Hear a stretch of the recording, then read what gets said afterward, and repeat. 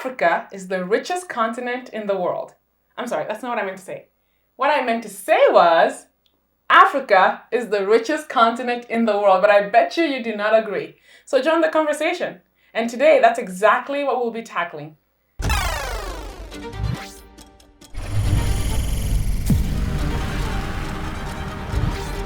the world, we instill that you are not a monolith.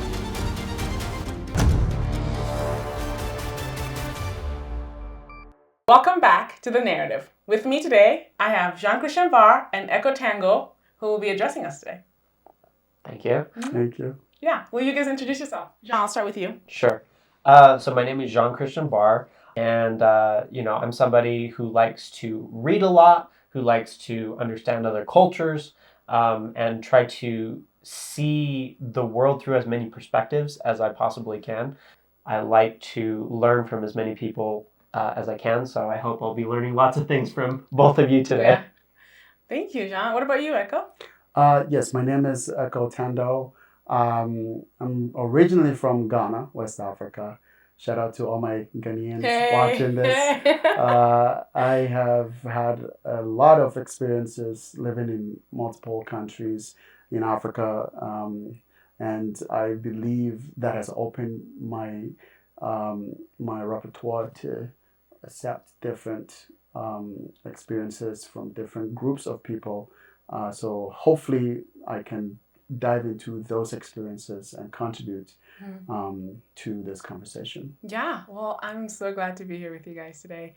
I'm going to start with a very broad question, and so it may require a broad answer, but who knows. I wanted to just ask, what is poverty, according to you, at least? Okay. Well, it's something that you could define in a number of different ways. Right, yeah. I think there's the definition that you could get from like the UN, where they talk about like extreme poverty being as anyone who's living less than $2 a day. And I would say maybe a general definition is just referring to a lack of material resources, and particularly a lack of resources to the point at which you are struggling to meet your basic needs for survival. Okay. I think that's maybe a good working definition to start with. Yeah, I want to add to that. I did read something earlier about a recent study that showed that about 50% of the world is currently living in poverty. And like you said, that was defined by folks who were living under $2 a day. And also they found that 1 in 6 people were living in extreme poverty, which was also defined by people living under $1.25. Mm-hmm. So my definition of poverty is not necessarily just the lack of money, but I think it includes the lack of opportunities, lack of choices, lack of access to resources that we need. And coming from Africa, I can say lack of hope is definitely part of the definition of poverty. Lack of hope. Okay, I want to hear more about that. What do you mean by lack of hope? So I have had the opportunity to work with several individuals in a village in Ghana, where I am from. And every time I go to the village, I spend some time with them and I talk to them, and I hear the same thing over and over again. Many of them ask me for an opportunity to be able to get their children out of the village. Their hope is that one day their children can have opportunities beyond what they have had. But they also know that without help, that will be impossible. And so many of them have given up that hope because they know that help is not coming, because they live in a rural part of the country. And most of the time, people in the rural parts of the countries, in impoverished countries, do not get help. So they give up that hope. And so that keeps them really in a certain state of mind where they don't really see any way for them to get out of that situation, and so they give up hope. So, and then I have to ask, I think as someone who's been abroad, I can understand, but I have to ask, as someone who is in the village, for example, where does the notion come from that they have to get out in order to succeed? Why do you think that notion exists? I can tell you, uh, everyone in the village hopes to become the person that's made it in life. Okay. And of course, these days there's TV. So some people with television, they see what's out there in the world, and they want the big cars, they want the big houses. Okay, so would you say then it's influence? I think Western culture has influence to some extent. So then yes. would you say, I mean, Jean, this goes to you as well. Would you say we're aspiring to the Western culture as opposed to actually getting out of poverty? Is there some ideal that we're aspiring to that's not necessarily getting out of poverty or becoming rich? Because if they're watching TV and they're aspiring to get out and go abroad, it seems to me that there's something that they're aspiring to other than just being able to succeed. I think you're exactly right. I think that, I mean, let's be real, people in the villages, when they see all the fancy lifestyle in the movies and whatnot, they desire those things. So yes, you can correctly say that they have been influenced by Western culture, therefore they aspire to acquire that lifestyle in the future. To say that somebody can make it in the village without resources, like quality education, that can give you a very good job, that can be able to help you afford to pay for your family's needs.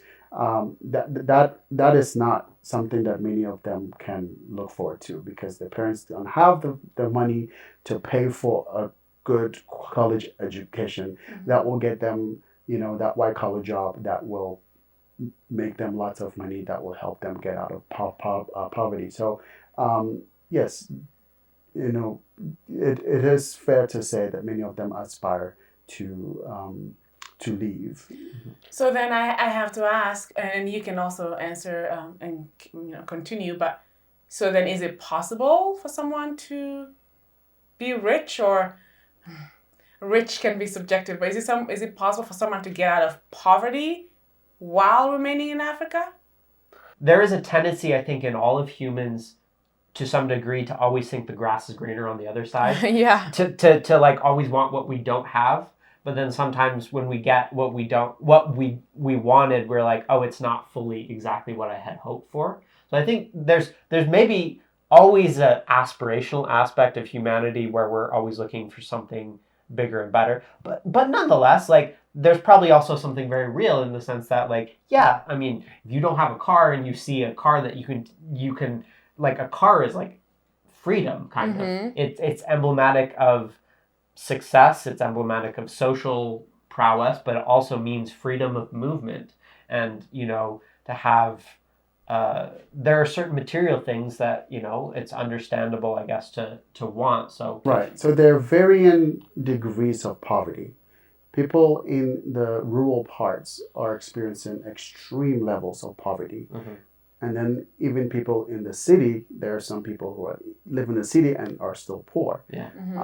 And so are there people in the rural areas who are wealthy though as well, or is there like levels? There are. Yeah. So in the rural areas, yes, you will find chiefs, for example, or people who have amassed generational wealth through farming or some other vocational skill that earned them substantial living. Yeah.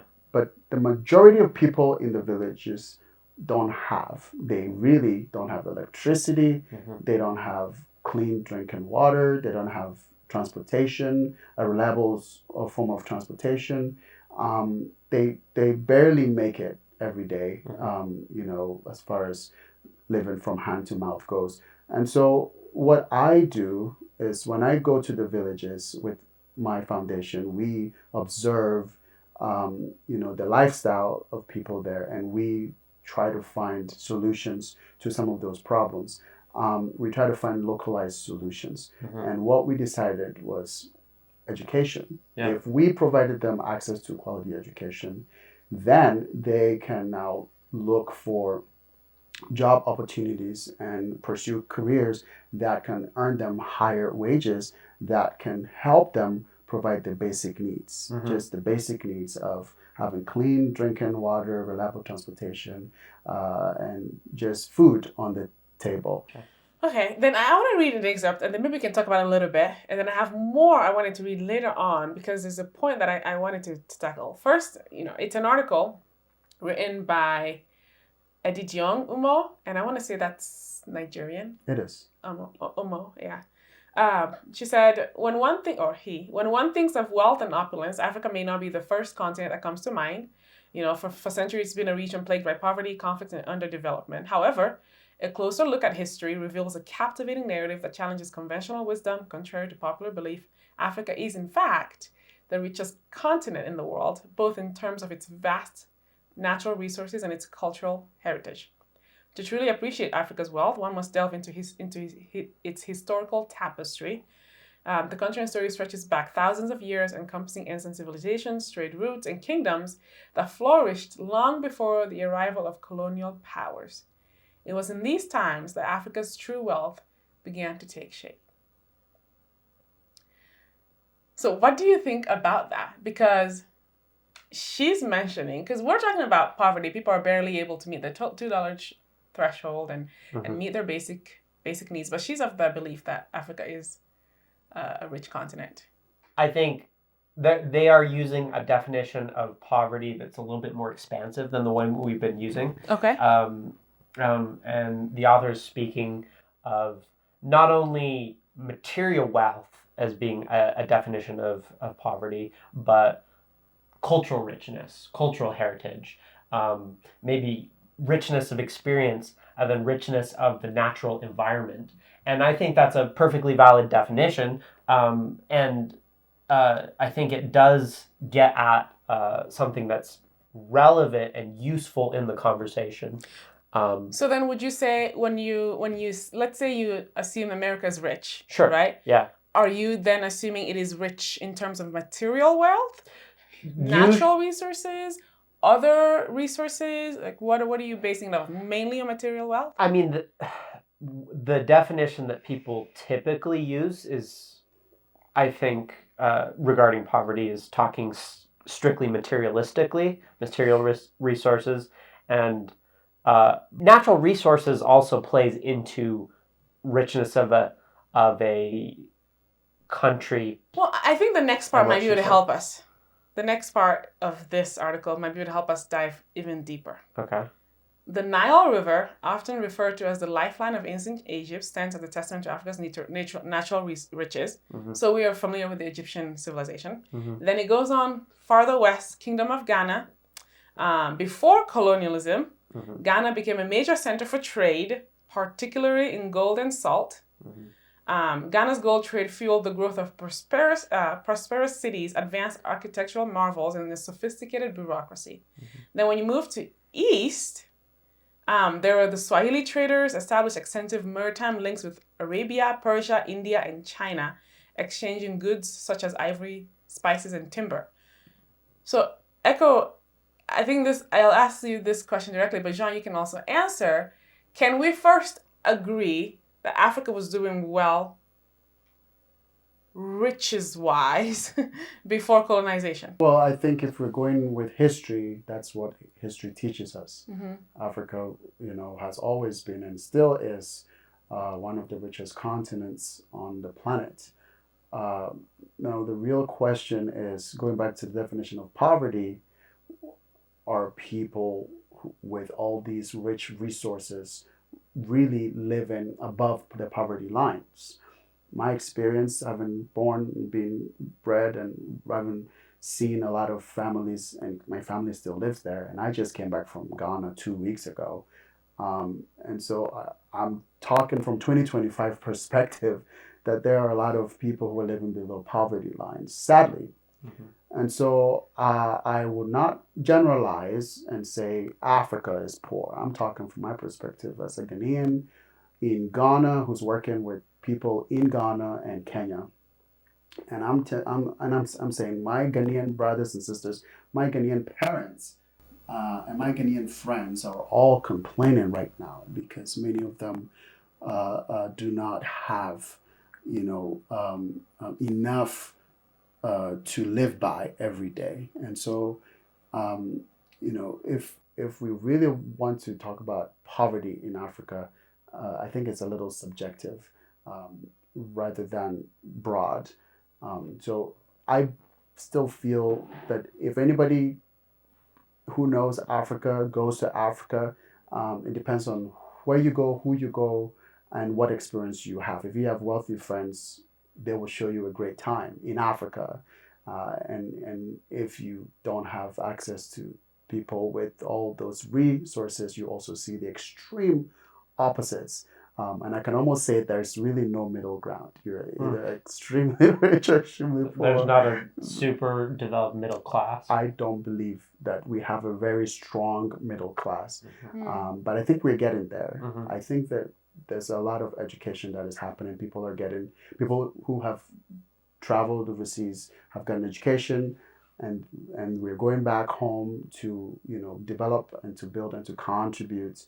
And what my foundation does, Dreamers Wish Foundation, we create pathways for a lot of the students in the villages to be able to succeed in life through STEAM education, which stands for science, tech, engineering, arts, and math. We're teaching them coding, we're teaching them robotics, we're teaching them 21st century skills that will put them on a global scale and will allow them to be able to work remotely if they will, and put them on the same platform as our brothers and sisters in the diaspora. That's awesome. I think I can connect maybe some of the things that you're talking about to like some of the things he was just talking about. You were talking a lot about some of the historical kingdoms of Africa and the historical wealth. Mm-hmm. I think if you look at the history of the entire world, some of the research I did prior to this, I read an article speaking on the fact that essentially about 200 years ago, about 80% of the entire population of the world would be considered in extreme poverty. Mm-hmm. And throughout most of using the material definition of poverty that we've kind of established, in history, most of every civilization and most people were in extreme poverty for most of human history. It's a very recent development that we have this amount of wealth spread out amongst the population. I think for most of human history, whether we're talking about European kingdoms, whether we're talking about the kingdoms in the Asian world, in China, the Chinese dynasties, whether we're talking about the African kingdoms, most of the times when we're talking about wealth, I think we are talking about a small number of individuals, small number of Mansa Musa or the kings and the nobles and that sort of thing. In most human societies, wealth has unfortunately always been concentrated in a small number of hands throughout history. Nonetheless, you do see, yes, great civilizations grow and great riches. So I guess my thought is that Africa's historical kingdoms and nations, there was great wealth there in a very similar way that you can compare to other places. Obviously, Egypt was probably the pinnacle of, although I think people say Mansa Musa was probably the wealthiest individual in human history, but like as a civilization, Egypt is one of the most ancient first empires, first big countries that we have human recorded records of. Mm-hmm. And so, nonetheless, I would say, like, when we're talking about the wealth of a nation, that's very different from the wealth of a people. Because if a country has lots of natural resources, it doesn't necessarily mean the people have access to that natural resources, or it's in their hands. You know, if there's maybe a lot of oil in the United States, but I don't own any of that. Right. Okay. But Mm-hmm. does the U.S. make use of that oil? Sure. Okay. And citizens do benefit from that. Exactly. So I do have to ask a follow-up question on that. Yeah. Because, correct me if I'm wrong, there are many ways that the U.S. or many Western countries enrich themselves. Sure. Oil is one of them. Yeah. But more often than not, it has something to do with a natural resource of some sort. Okay. Sure. Yeah. Copper. Yeah. We use that for, I think, battery, or what is that we use for? But ivory. Yeah, copper is a common electrical component. Right. So most of the ways that countries enrich themselves has been through natural resources. Yeah. And Africa is known to have the vastest depository of natural resources. Yeah. So then why is it considered the poorest? Is it the lack of... Actually, I will let you answer it, and then I'll tell my thoughts on it. But why is it considered poor? What is contributing? Because I agree with you. Yes, it is poor in the sense that people are having a hard time meeting their basic needs. Yeah. But if places like America and other countries can use natural resources, mostly from Africa, but that's a different conversation, and enrich themselves, why can the continent not do it for itself? I think the simple answer is bad leadership. Africa has a bad leadership disease. And until that disease is cured, we will remain under the bushel of poverty. That's the simple answer to that. If you have a country like Ghana, we have lots and lots of gold. We recently discovered oil, and we have timber, we have cocoa, we have manganese, bauxite, all these, natural resources that are supposed to enrich the country, like you say. You also have, past leaderships that have exhibited high levels of corruption, where lands are being undersold, sold under us, and resources and mines are being given to the Chinese, and so the people decide, hey, we need to step in, right? So Ghana has a galamsey. If you've never heard of that, galamsey is a problem in Ghana right now, which is causing a global health crisis.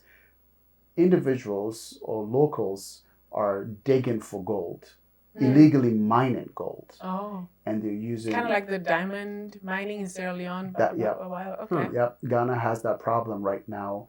And because of the illegal mining, it has polluted lots of our rivers.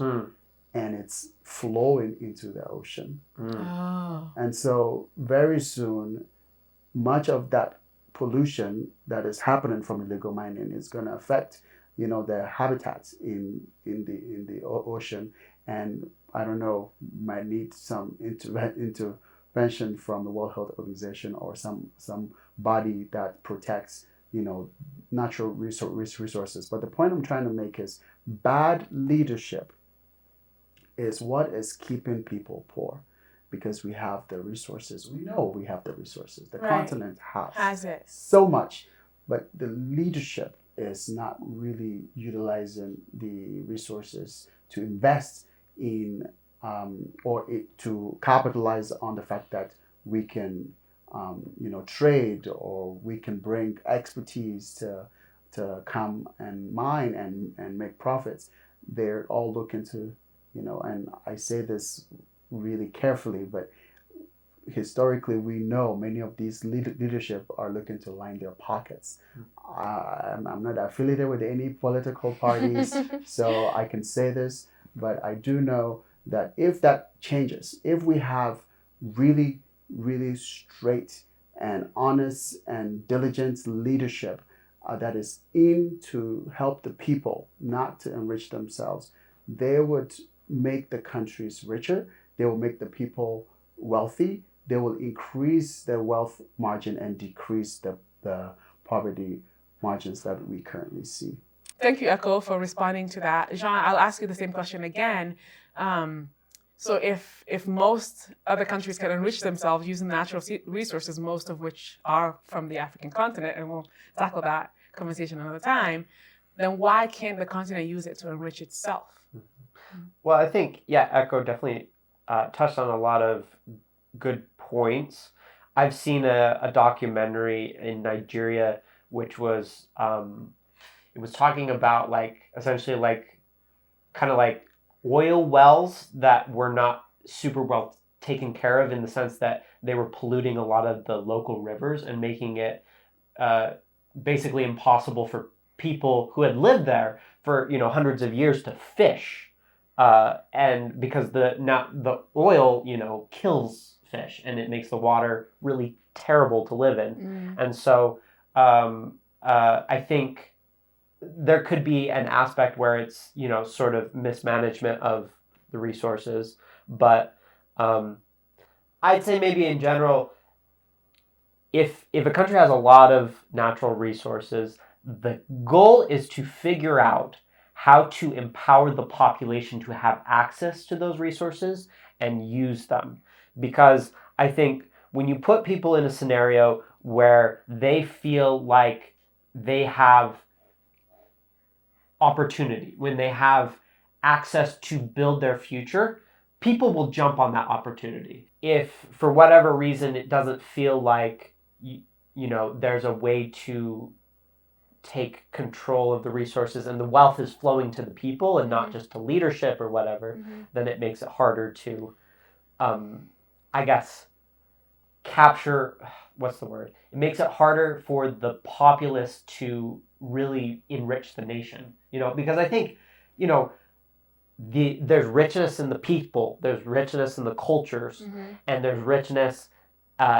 It just needs to be met with the richness of the resources in the proper way. Like, people have to have access, and maybe there's maybe a lot of different ways in which that can happen. And maybe you want to talk about this later. But I think there's other examples of nations like China and Singapore and other nations who, we could say maybe had, like I said, all nations in the history of the world have started out with poverty. It's a very recent development that any nation has as much wealth as maybe we see in a lot of the Western world, but in also other countries in the world. China is an example of a country that has very quickly gone from like 90% poverty, 80% poverty, like in the 90s, in the 80s, to almost nothing now. And so I do think maybe by looking at examples of other countries who have done it recently, there's maybe some lessons to be learned there. Okay. I do have to say, I mean, it's true that the wealth needs to get to the people somehow. But I do think it is highly dependent on leadership, because there's this example in Ghana right now where people are trying to mine gold for themselves and they're not doing it the proper way. In fact, I don't even think that the people should be the ones to have to, what's the word, recult? That's a French word, but recult the benefits of the natural resources by themselves, right? It's something that needs to trickle down. It's efforts that need to be made by the nations themselves so that in turn it ends up enriching the population. Otherwise, you end up with diamond wars, gold wars, unkept wells, because not everybody knows how to properly cultivate natural resources, right? So are you essentially getting at the point that there needs to be a structure in place? There needs to be an infrastructure. And infrastructure is maybe one of the first resources to enable the population to have greater definitely wealth, I guess. Yeah. So I will go back to you because one of the key things that keep coming back in almost every conversation we have about the continent is leadership. Leadership. So my question is, what is it that leaders need to start thinking about, or what is it that they need to start doing to to take advantage of the riches that have been given to the continent? What is it? Well, what would you advise to leaders on the continent? I believe that collaboration is the best way forward. Africa, has so many bright minds, so many smart people over there, but we don't have everything per se. We that all as far as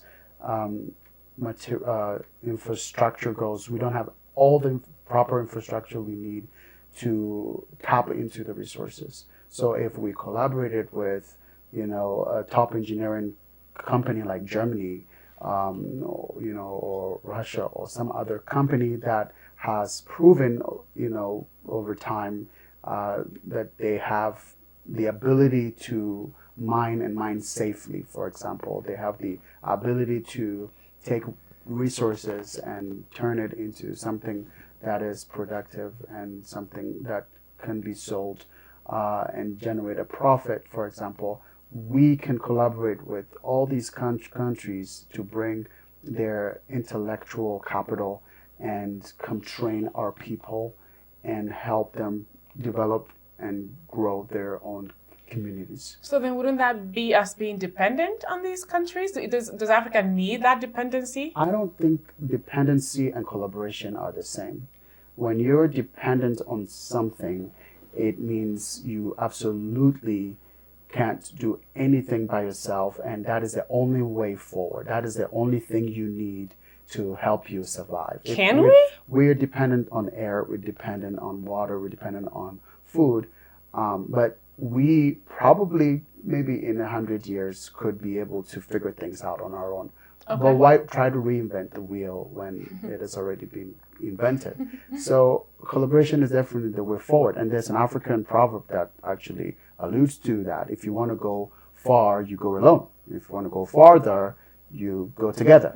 And so let's find people who are succeeding and people who have the skill sets, who have the knowledge and the infrastructure and the equipment, and let's partner with them. I agree with you. Yeah. And yes, I do think collaboration is key, but I do have to give a little rebuttal there. Historically, that has not been successful. It is very difficult to collaborate when the playing fields are very different. I mean, when other countries, for example, China is making strides in Africa right now. It is investing, I guess you could say investing or building. It's even building countries' own airports. It built the Burundian airport, It's making strides and putting its prints in many different countries, in my country, West, East, everywhere. But I don't know that the playing fields are leveled. And I feel like, in my personal opinion, where it's headed right now, Africa might lose out because most countries will have their own benefits, their own interest at heart, not the interest of other countries. So when China or Germany or the United States is collaborating with African countries, I feel like the African countries often end up losing out because one, they're not, I feel like the education is not quite there as to what is being offered, and leaders are not thinking about the best interest of the people. And so eventually the countries end up losing out instead of actually collaborating to propel to a brighter future, if you see what I'm saying. Yes. So just to add to that, I think what truly happens, what we have seen happens, is a one-sided deal often leading to one person getting richer than the nation. It's what we have seen with bad leadership. Whenever there has been a supposed collaboration, it has not been in the interest of the people.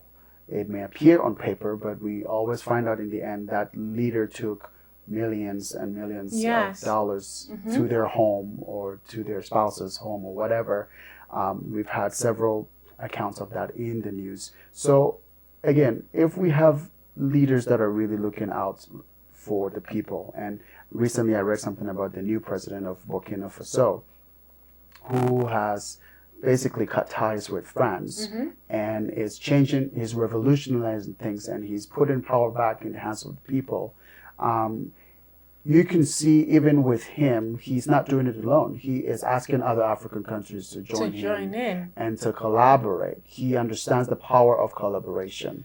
And he's doing it strategically with people who have the country's interests at heart. Right. not just his interests. So that's why I think to get to our closing here, I do have then to ask, does Africa need collaboration with China, Germany, America, or should it be focused on its own continent? Should different countries in Africa be collaborating instead of reaching out to other places? Jean, what do you think?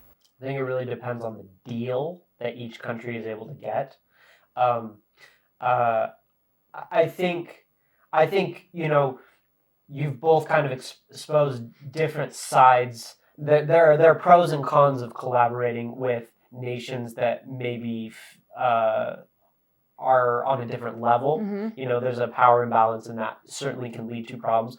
Obviously, you're hinting at worries of a sort of neo-colonial relationship Mm-hmm. where wealthy nations could potentially make deals that end up being way more in their interest than in the interest of the African nation that they're collaborating with, which is definitely a real concern. And so I think it really comes down to, what is the actual deal being made? Is it in the interest of the people? I guess in all negotiations, like, every country is going to look for their own self-interest, right? Exactly. But that also probably goes for even within African countries as well. Right, yeah. So I think it really just comes down to the particular deals. Is it worth it, whatever the other side is asking?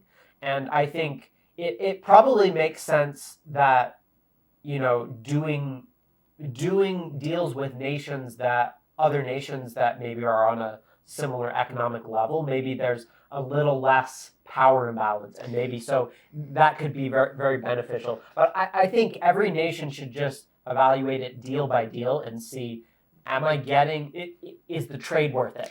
I mean, yes, true. We should be evaluating. When you're making a negotiation, you should be able to figure out what deals it is you're getting, right? Historically, though, that has been very poorly done. Yeah. And I don't blame foreign countries. I think I do blame our leaders back in Africa. But on the example of the relationship dynamic, the only times that those type of situations work where there is that imbalance, it highly depends on the character of the individuals, right? Yeah. If I am not a selfish person, or I'm not a greedy person, or I'm not easily covetous, right? We can make it work. I can understand. I can take the interest of my partner at heart. However, when it comes to politics, I would say a country, almost, as you said, always has their own best interest at heart, right? And so, and that's why I do think that in order for us to make that change, or at least at the very beginning stages, we are highly, Africa, I mean, when I say we, I mean Africa, I think personally is better off leaning into each other, neighboring countries, because what happens is most often than not, they have similar issues. They have similar problems. Africa has problems America may never understand. So to try to get an American leader to understand your problem is where it's vastly different, is very, very difficult, I would say. But anyways, any last comments? Before one little counterpoint. I think what you said is very valid, and I think there's a truth to that statement. I would say on the counterpoint, though, I can think of many examples of countries who have moved very rapidly out of poverty by collaborating with nations that were much more wealthy, and you might have said had a lot more leverage. And I would say the rise of China is an example of that, because as they made a lot of changes to their economic system, they moved away from a Maoist communist sort of economy, and they liberalized their economy. They developed special economic zones, capitalistic zones, where people were able to develop businesses, and they made trade deals with the West. I mean, almost everything in our world is made by China.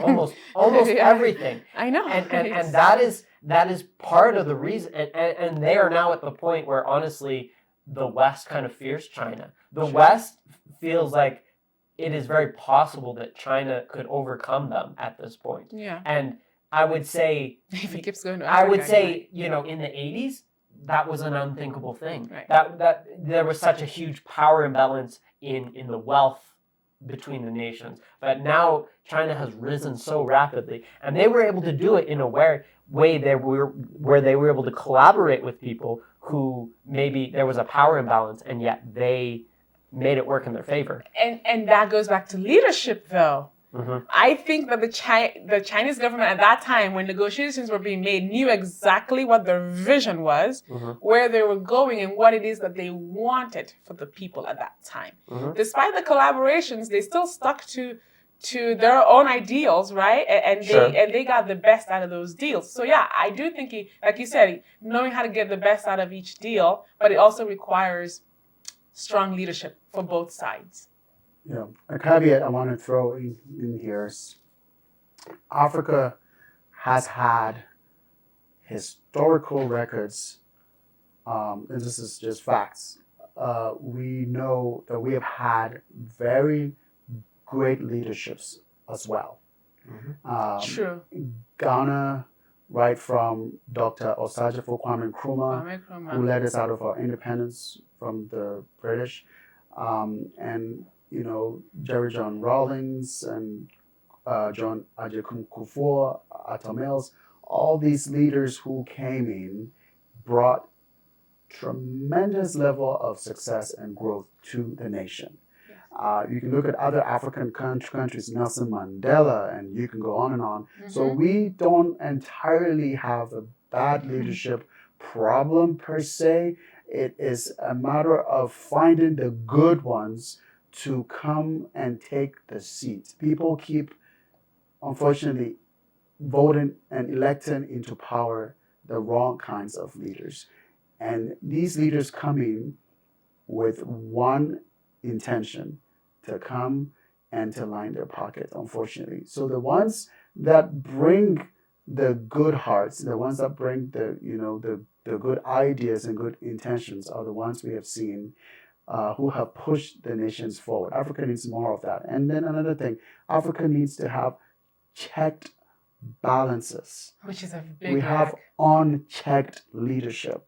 Yeah. So when somebody takes power, he knows he can do whatever he wants because there's nothing to check his power. Yeah. And so when we can create a system where, a person comes in power and their leadership is checked and the people are able to immediately kick him out when he's starting to fail or when, his term is over, that problem of dictatorship, somebody coming and wanting to sit in power for 20 years is ridiculous. That should never happen. But it's not, happening just in Africa. We know it's happening around the world. Yeah. So the whole thing here is Africa has great potential. Absolutely.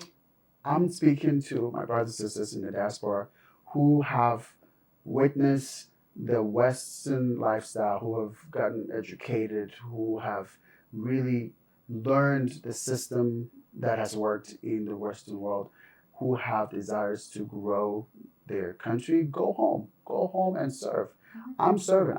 I go home once or twice a year, mm-hmm. and how I know to serve is to go to the villages and to take education and create pathways to success to my little brothers and sisters so that they can learn 21st century skills that can put them on the same platform as the kids over here in the United States. Yeah. We have kids in Ghana that are coming here to the United States, competing in robotics competitions and beating mm-hmm. teams from other parts of the world. Yes. We have kids in Africa that are building, windmills that are generating energy and electricity for their communities. We have bright minds in Africa. I have hope in Africa. I believe in Africa. And I advocate to brothers and sisters out there in the diaspora who have the resources to go home and transform lives. Yeah. Go home and contribute your quota and do your best to move the needle forward. Yeah, and I think that's a great note to end on. And so I would just like to say, it's true, Africa does have the potential to be the richest continent in the world. In fact, everything is set in place for that to happen. It's been proven before. We've done it. We've used natural resources to become world powers, to become successful kingdoms. And so, as Echo said, we do have the potential to make Africa to make it reach the potential that it can reach. However, there are many things to consider, such as lack of infrastructure, lack of proper democracy, perhaps. And so those are some things we need to think about.